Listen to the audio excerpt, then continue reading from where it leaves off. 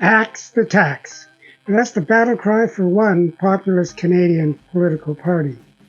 Now, they're claiming that Canadians will save untold amounts of cash if only we get rid of the, well, in their minds, unpopular carbon tax. But how accurate is the information being touted, and what, if anything, is being left unsaid? Should we axe the tax or not? Just who will benefit if this happens, and who will not? Now, before we begin, I invite you to like and share this video and add your comments. Now, because the subject matter can be emotional for some, I ask that all comments be respectful, non-judgmental, and that any added information include the source of its accuracy. Now, I find political rhetoric that spouts disinformation to be distasteful. I also dislike politicians that won't answer simple questions directly. As a result, I tend to research those issues I believe to be important to us all. Now, I've included some links to my research in the description below if you're watching this on YouTube. Okay, on with the video. Now, the carbon tax has proven to be effective in lowering the use of fossil fuels and, in doing so, benefiting the environment. However, the axe the tax diatribe speaks only to the supposed financial hardships and suggests the potential savings. Now, fact-checking shows this to be, well, less than accurate. The reality is that about 80% of eligible Canadians get more back from the climate action incentive rebate than they paid in carbon tax. Yep, 80% of people get more back than what they paid. So saving money for most of us, if the tax is dropped, is non-existent. Or worse, it could actually cost more. And here's why. The bottom line is this, speaking only in terms of financial gains or losses, not even considering what kind of world we'll leave our descendants. If the carbon tax is removed, it's those with the highest incomes who will benefit the most, while lower income families would be hurt exponentially more as we look at lower and lower incomes. And the lower income bracket includes many seniors living on fixed incomes. So why would dropping the tax actually hurt medium and low income families? Well, if there's no carbon tax, there'd be no rebates. And remember, 80% of eligible Canadian households get more back than what they've paid. That's lower income, folks. To receive the rebate, all that's required is that the previous year's income tax is filed. There's no application needed. The amount of the federal climate action incentive rebate is the same for everyone in whatever province it is you reside. Now, the carbon tax is charged as both a direct tax and an indirect tax.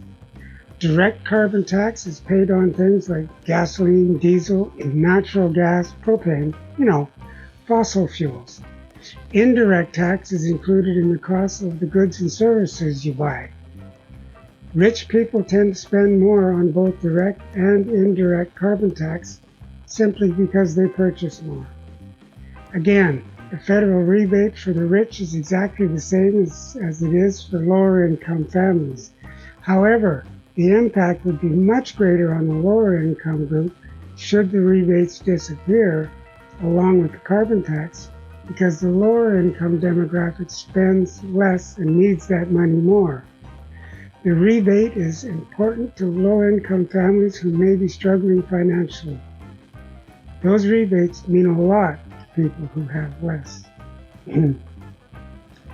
So how much can you expect to be receiving as your climate action incentive payment?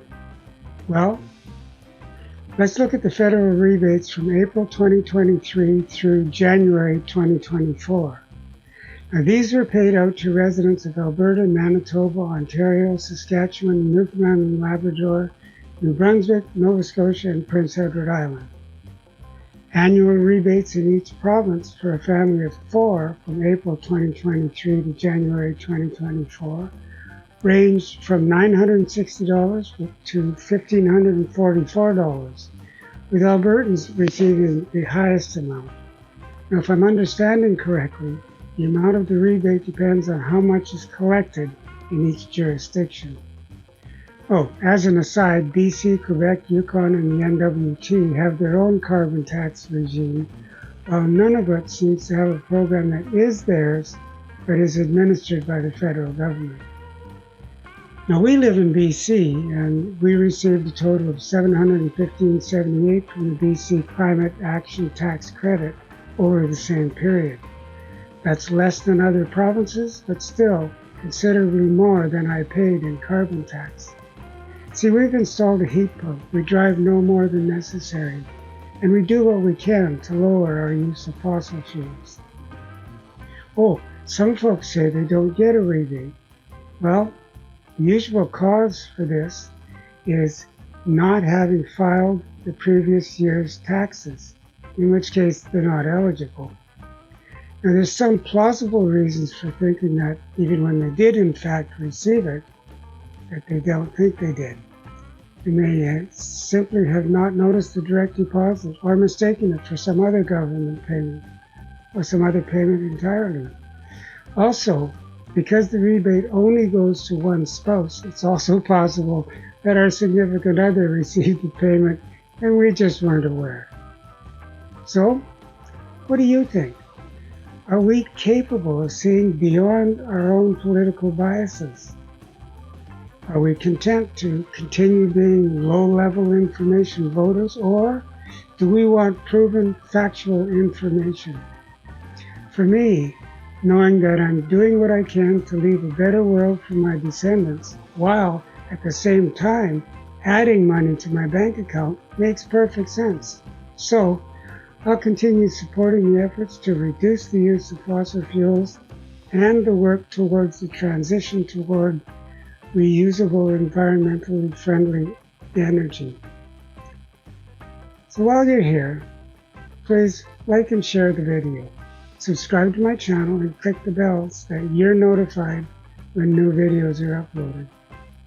In the meantime, stay safe and enjoy your day. I'm wishing you peace, health, and harmony. Bye for now.